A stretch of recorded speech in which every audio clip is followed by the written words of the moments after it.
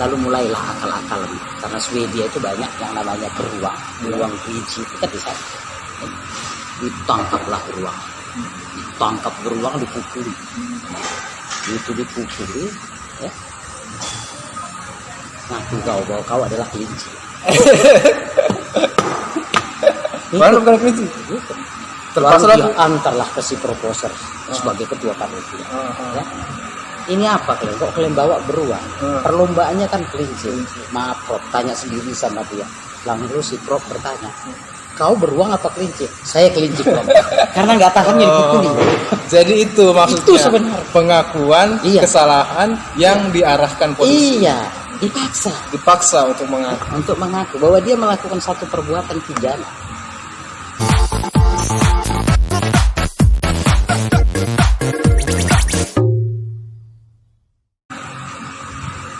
Bang, terkait hukum bang, masih terkait hukum.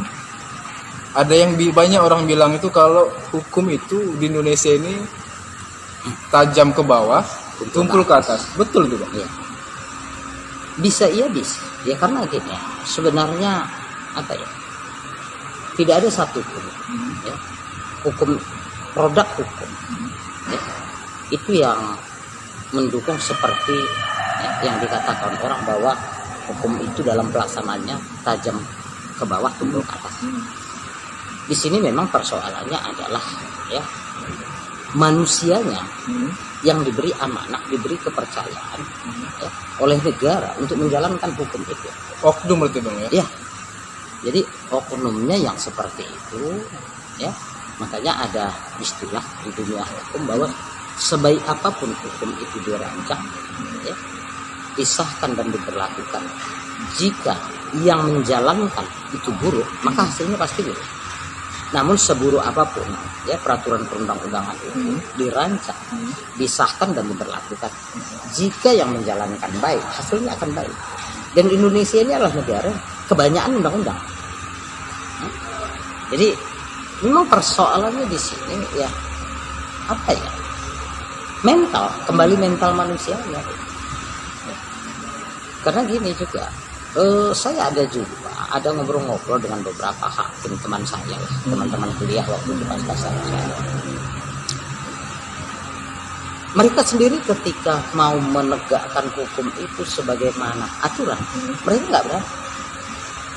Contoh misalkan gini, ada euforia yang berlebihan di negara ini, misalkan tentang tindak pidana korupsi, ya. Padahal kan salah satu asas daripada hukum pidana itu kan ada asas ya praduga tidak bersalah. Kadang hakim itu sebenarnya ya, di persidangan itu sepanjang itu dari pemeriksaan saksi, dan hakim itu kan rata-rata juga ya karena memang itu tiap hari dia seakan punya ilmu psikologi, dia mengetahui itu bersalah atau tidak. Oh gitu ya, karena dia saking seringnya menangani kasus. Jadi kadang-kala gitu, dan ini fakta yang sering terjadi. Siapa yang dijadikan sebagai tersangka lalu terdakwa tindak pidana korupsi, kadang-kala bukan yang dipersidangkan, yang disidangkan itu. Gitu pula bang. Itu persoalannya. Jadi biasanya ya, yang keseringan kadang-kala ya, apalagi penyidikannya ya penyidik oknum kejaksaan lah di daerah. Kadang-kala tapi itu persoalan ya, enggak dalam tanda petik nggak ada setor jadi tersangka. Artinya kalau kita mau jujur ya, kalau mau dicari salahnya pasti semua salah. Bisa tuh bang? Bisa. Yang ada salahnya dicari salahnya bisa bang? Bisa. Seperti itu. Kait-kaitkan aja dengan ini. Karena kalau bicara tentang apa ini ya, tapi itu tadi. Kadang-kala kan ada ya, perkara tindak pidana korupsi itu tersangka dan terdakwanya tunggal ya. Kalau bagi saya, kalau terdakwa korupsi itu saya bilang itu bukan korupsi. Jadi bang? Itu pencuri. Bukankah pencuri sama korupsi sama bang? Itu beda? Ya sama-sama mencuri. Ya. Cuman dia bukan ke pidana umum seharusnya. Kenapa gitu? Kalau berbicara tentang anggaran, keuangan negara, ya termasuk keuangan daerah, ya tidak mungkin rasanya pelaku tindak pidana korupsi itu bisa dia melakukan itu sendiri. Pasti ada sistem yang mendukung. Itu udah pasti. Sistem atau orang sekelilingan. Lalu kenapa? Dan gini, hakim dia tidak punya kewenangan. Jadi ada contoh ini, perkara langkat lah kita bilang, kita buka kembali tahun 2014 2014 ini. 2014 6 tahun yang tentang lalu. ketika dua mantan ya, satu waktu itu sekwan aktif, yang satu mantan sekwan aktif menjadi tersangka dan terdakwa tindak pidana korupsi Pengadilan Tipikor Medan. Ya. Kok bisanya anggota dewannya nggak ada? Ikut terseret. Padahal yang buat itu kan bukan mereka, bukan sekwan. Buat apa, Bang? Merancang perjalanan dinas termasuk yang fiktif itu kan bukan mereka. Mereka kan hanya pendamping. Ya. Pendamping menyiapkan kebutuhan administrasi, kebutuhan kan itu fungsi sekwan. Iya. Lalu kok anggota dewannya satu pun nggak ada yang masuk? Mantan sekwannya dua-dua di dalam. Kayak skema setting ya, Bang? Ya memang disetting. Ya, terus terang ya, itu disetting. Kita sempat berapa kali surati termasuk di KPK kembali mensupervisi ke bawah, tapi bawah tetap tidak mau melakukan menarik. Ya. Jadi kadang-kadang ada gini, penyidik tindak pidana korupsi ini sengaja dia putus mata rantai korupsi itu. Ini kayak sama, Bang. Abang tanggal 10 April 2020 barusan ini ada nulis pengakuan yang diarahkan Ya. polisi. Itu kayak seperti ini, Bang? Itu, Atau berbeda? Jadi gini, kalau dia tentang tindak pidana korupsi, itu saya katakan, kalau bicara tindak pidana korupsi tentang anggaran, misalkan kabupaten kota provinsi, ya kementerian dan ini, ya itu tadi kayaknya kalau benar-benar di ini nggak akan ada yang nggak salah, ya nggak akan ada yang nggak salah. Bahkan gini, kalau kita mau jujur, ya penggunaan keuangan negara, ya yang berasal dari APBN dan masuk di dalam DIPA misalkan di Kejaksaan Agung ke bawahnya, Mabes Polri ke bawahnya, pasti temukan korupsi. Iya pula ya. Contoh gini aja, ya itu seperti di kepolisian kan ada biaya operasional, bukan hanya reskrim, tapi sabara itu ada sih. Coba jujurlah mereka terima nggak itu? Hanya teken kebanyakan itu. Gitu. Jadi hampir di semua lini, seperti itu yang terjadi. Kalau yang terkenal kasus korupsi di Polri, Susno Duaji ya, Bang? Iya, dan Susno Duaji akhirnya kan hanya dicari-cari. Susno Duaji dipersangkakan sebagai tersangka tindak pidana korupsi, ya, tentang biaya pengamanan pemilu, ya, tahun 2004, waktu dia menjabat Kapolda. Ya, maaf, memangnya hanya dia Kapolda yang terima anggaran itu?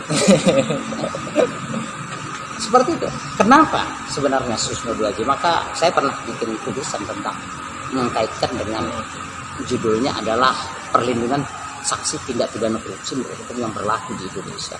Dan di situ saya paparkan apa yang dialami Susno Duaji. Artinya gini, Susno Duaji itu ya karena ini dia berupaya menutupi apa yang terjadi di tubuh kepolisian ketika ada konflik antara kepolisian dengan KPK. Itulah dengan istilah cicak lawan buaya. Cicak kasus buaya. Terakhir dia yang tersudut. Iya. Lalu dia buka kan? Begitu dia buka kan, dia ditersangkakan. Seperti itu dia. Ya? Nah, makanya sulit untuk korupsi di Indonesia ketika memang perilaku daripada petinggi-petinggi masih seperti itu. Artinya siapa yang mau buka, ya tahu masuk. Jadi Bang, pengakuan salah yang diarahkan polisi itu seperti apa? Jadi Bang? gini, sebenarnya kalau ya kita pernah hukum acara kita, Undang-Undang Nomor 8 ya tahun 81 sering didengarkan merupakan ya satu undang-undang ya mahakarya putra Indonesia. Karena KUHP itu Undang-Undang 8 tahun 81 itu bukan produk Belanda, itu Asia orang Indonesia. Tapi katanya produk Belanda, Bang. Bukan, itu KUHP. Oh iya. Hukum acaranya ya, karena kalau KUHP itu kan Undang-Undang Nomor 1 tahun 46. Iya. Itulah kita pernah hukum pidana. Jadi dia gini, sebenarnya sejak tahun 81 sejak diberlakukan sama dengan sekarang. Walau ada beberapa pasal yang mengalami perubahan karena tidak sesuai dengan perkembangan zaman. Namun dulunya ya, dulu ada ini. Ada ya, penyidik, misalkan penyidik tindak kepolisian itu dia pinggirkannya dulu hukum acara, karena hukum acara itu kan mengatur bagaimana melakukan penerimaan laporan sampai kepada di persidangan gitu ya. Dulu sering dibuat gitu, tangkap dulu bukti nanti. Begitu Bang. Iya, Ke kantornya dulu gitu. tangkap dulu Tangkap dulu. baru pukuli. Pukul itu. Iya, pukuli. Udah tangkap pakai pukul lagi. Nah, suruh ngaku. Jadi makanya dulu ada itu di internet, ada kalau mau baca. Ada saya bikin artikel tahun 2004 judulnya Menilai Polri dengan Hati. Menilai Polri dengan hati. Ada kalau Bisa dicek tuh Bang. Di mana bisa. kalau ngeceknya Bang? Ketik Kalau aja di dengan Google. bahasa. Di Google ada Bang? Iya, Menilai Polri dengan Hati. Menilai Polri dengan hati. Jadi ini seperti tersistem, walau bukan sistem. Ya, jadi kebiasaan, karena kebiasaan dianggap bahwa itu kebenaran. Iya. Ya. Makanya ada saya kisahkan itu gitu. Ya. Dan ini sebenarnya adalah seperti bunga rampainya kisah ketika polisi pada tingkatan perwira ya, itu dikisahkan. Kalau misalkan di Semarang ketika mereka pendidikan perwira itu dikisahkan. Dan itu salah satunya dimasukkan kembali dalam buku karangan salah satu penulis Polri itu ya, namanya Anton Tabak ya, kira 2 tahun yang lalu baru pensiun. Itu penulis dari ini, dan dia bukan dari Akademi Kepolisian tapi dari sekolah perwira ya, Sepamilwa gitu. Ya. Maka dia ini kan ya, dia kisahkan di dalam itu ya. Pernah dilakukan yang namanya ya perlombaan kehebatan polisi se-Indonesia sedunia internasional ya. Jadi itu dibuat di Swedia. Swedia terkenal dengan alamnya yang dingin bahkan beku, dan binatang yang paling terkenal adalah beruang gurun ya. Lalu Amerika dengan kecanggihannya dikirimnya pasukan hanya sekitar 10 orang pilihan dari Amerika ya, dengan persenjataannya yang canggih. Israel juga ya, dia kirimkan dengan teknologinya ya, salah satu senjata jarak kontak dekat itu kan sampai sekarang diakui adalah Israel. Itulah Uzi, dikirim itu ke sana. Lalu dikirim dari negara lain yang dari Asia, tapi yang Indonesia dia kirim 1.000 orang, 1 batalion untuk mengikuti pertandingan. Lalu ketika di sana ya, baru dikasih tahu perlombanya apa.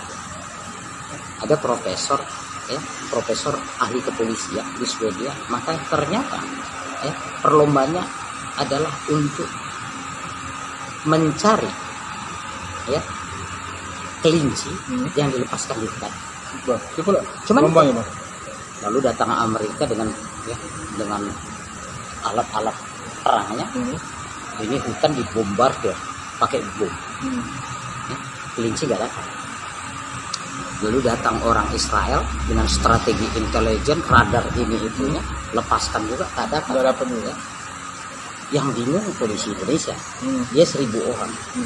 Ya, belajar dari pengalaman katanya masa lalu gerilya, maka bikin mereka pagar betis. Ya, pagar betis itu. Ternyata kelinci tak keluar, yang kelaparan pasukannya. Akhirnya sampai, karena batas waktu hanya 3 hari. Ya, hari kedua sore, ya, polisi ini udah bingung. Mau pulang ke Indonesia takut, karena ada perintah di sini kalian harus menang. Patang pulang sebelum menang. Iya.